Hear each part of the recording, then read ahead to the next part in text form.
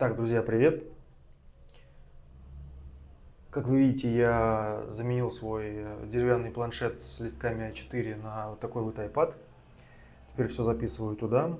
На самом деле я очень много в день пишу, ну, исписываю листов, там примерно больше 5 в день с двух сторон. Я туда пишу всякие свои идеи, планы, мечты, по работе пишу, использую. Короче говоря, наверное, это какой-то вклад в экологию я вношу, с одной стороны. С другой стороны, эта штука тоже жрет очень много электроэнергии, и неизвестно еще, где тут экономия. Значит, смотрите, есть такое слово прожектор. Оно появилось в русской литературе где-то там в 19 веке примерно. Сейчас это слово не особо используется, во всяком случае, я вот нигде никогда ни от кого это слово не слышал. И означает оно человека с мечтательным складом ума, который занимается несбыточными, нереализуемыми проектами. Иногда он даже что-то делает, чаще просто много говорит, ну иногда много делает даже. Но результат это не приносит. Чаще это связывается с аферизмом, с мошенничеством, но в реальности это не так, не всегда это связано. Более того, я это слово вообще не считаю плохим, ругательным, потому что, ну, в любом случае лучше быть прожектором, чем пьяницей, например.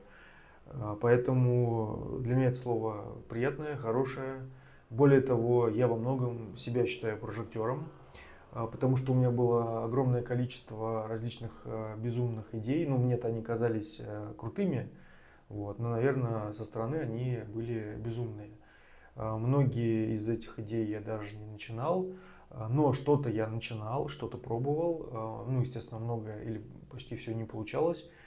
Да нет, наверное, все не получалось. Но вот сегодня я хочу рассказать про такую идею, которая у меня, скажем так, которую получилось из контекста прожектерства вытащить, но никуда она дальше не пошла и так осталась как бы таким наполовину реализованным проектом. Я периодически буду читать, потому что, ну, чтобы не запоминать, вот для этого как бы планшеты есть. Значит, с чего моя идея началась? Это было где-то лет 10 назад, я вдруг почувствовал в себе, понял то, что я хочу стать дизайнером предметов интерьера. Я вот прям захотел уже завтра стать дизайнером, и я к тому времени уже отучился в институте, и мне не хотелось, естественно, опять идти в институт, опять там 5 лет учиться, потом там начинать с каких-то там подработок, опыт набираться, а потом где-то там начинать работать. Я хотел сразу стать дизайнером в каком-то крутом бренде и, собственно говоря, ассоциировать себя с этим брендом. Вот, у меня, короче говоря, сразу появилась такая интересная идея, прожектерская, наверное, чтобы, значит, самому придумать свой бренд предметов интерьера, самому запустить производство и самому у себя же и стать дизайнером. Причем так круто, я считал, что как бы я, когда стану дизайнером у себя же, то я стану не просто каким-то там вот пришедшим на работу там помощником дизайнера, а я стану, значит, известным, именитым дизайнером, который прошел, значит, самых низов, еще и основатель компании, то есть такой уважаемый, один из самых главных дизайнеров, вот так вот на ровном месте. Короче говоря, я сразу решил это все осуществить, прям мгновенно.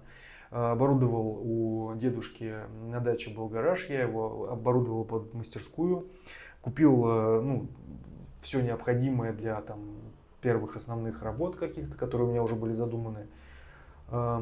Я, собственно говоря, занимался только сосной, потому что это самое дешевое дерево, самое простое в обработке. Ну и как бы мне с него было проще начинать. И самое главное, что когда ты с ним работаешь, оно потрясающе пахло. Вот. Так что это был как бы еще отдельный такой кайф. Значит, я придумал бренд, назвал его «День первый». Логотип я украл. Кто не знает, это логотип с пластинки группы «Аквариум». Причем даже я писал Гребенщикову письмо, с просьбой использовать эту картинку. Он, кстати, ее от руки нарисовал. Вот. Но, естественно, Гребенщиков мне ничего не ответил, потому что письмо было инфантильное, 100%, пропитанное какими-то вот прожектерскими такими идеями. Скорее всего, я уже не найду его и даже читать боюсь.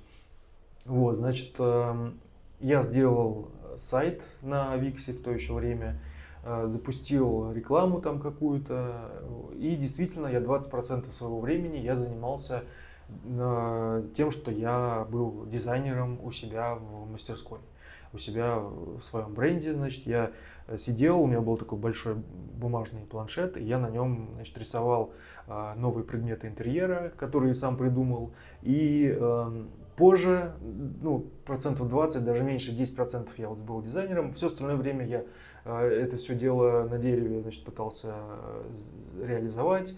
Половина не получалось, приходилось там либо менять производство, либо учиться правильно делать, куча было брака. Плюс, естественно, это все нужно отфотографировать, это все нужно на сайт. Короче, там целая, как сказать, айсберг был гигантский. Вот. Плюс ко всему я еще работал на обычной работе с 9 до 6 каждый день, поэтому занимался я этим либо вечером, либо там в выходные дни. Значит, первый мой дизайнерский успех, если так можно сказать, была подставка для телефона. Я назвал ее Пальтфо. Я в то время называл все предметы интерьера свои, потому что я подглядел это у Икеи, сразу украл этот, значит, способ как-то оживить, дать такую вечную жизнь предмету. Вот. Собственно говоря, эту штуку полюбили мои друзья, которым я раздарил очень много этих штук. Конечно, были и насмешки, потому что слово пальтфо достаточно, как бы, ну, наверное, смешно звучит. Короче, этот предмет был прям вот хитом для моей мастерской.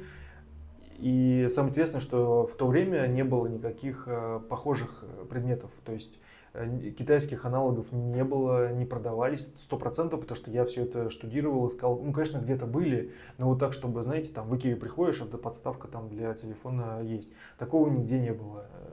И в магазинах там китайских, и просто в магазинах нигде эти подставки не продавались.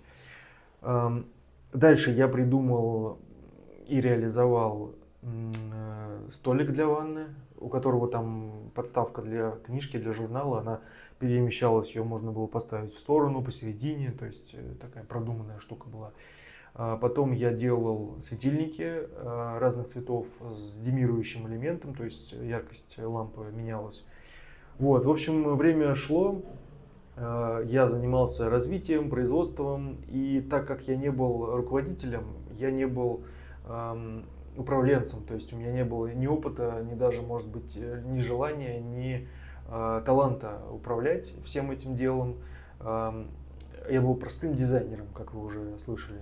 Соответственно, я наломал кучу дров, выкинул кучу денег на рекламу, и, собственно говоря, я 3 раза бросал это дело, 3 раза начинал. Знаете, как бывает, когда вот, типа, говорят, что нужна упорность, и только благодаря ей там ты можешь чего-то добиться.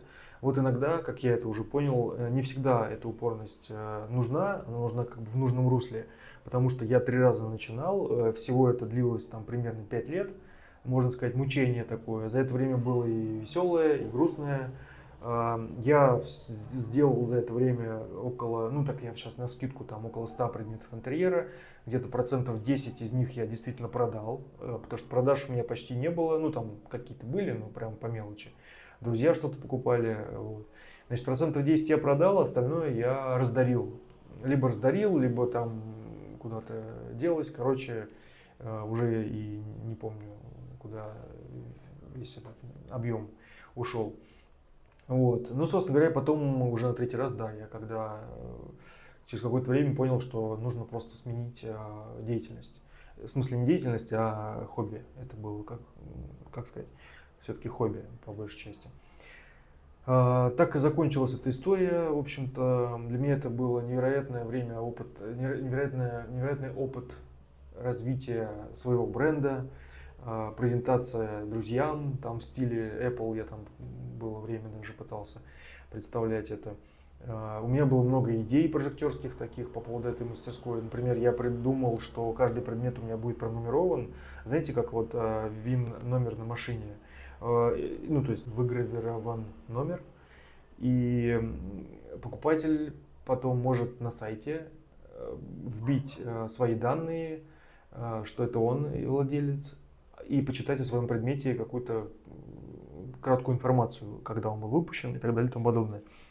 Я уже там представлял, что потом это все дело через 50 лет на аукционах будет продаваться, эти ВИН-номера будут супер там. Ну, короче, можно бесконечно рассказывать эти идеи, которые у меня были. Короче говоря, прожектерство это очень весело, это и интересно, но главное уметь разделять фантазию от реальной жизни и хотя бы там 50% времени проводить все-таки в реальной жизни. Вот такая история на сегодня. Так что пока. Ну, изначально была идея создать в интерьере место для телефона. Вот. Стиль прованс был выбран совершенно случайно. Вот.